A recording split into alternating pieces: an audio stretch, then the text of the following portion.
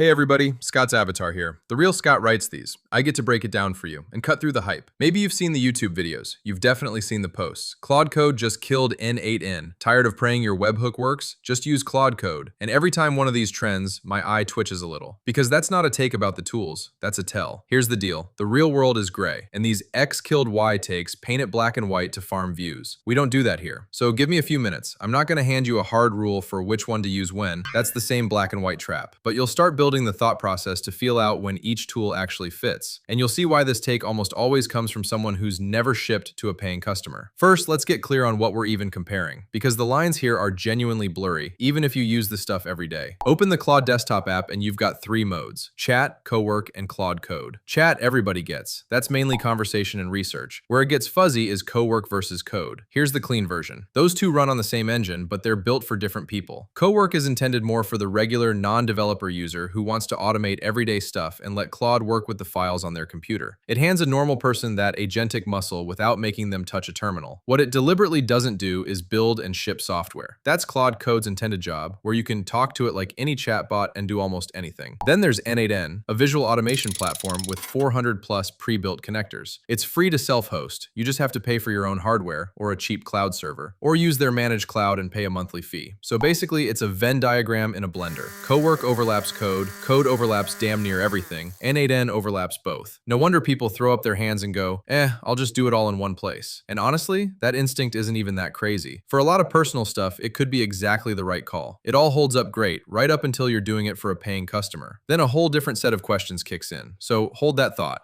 So why does Claude Code killed n8n keep going viral?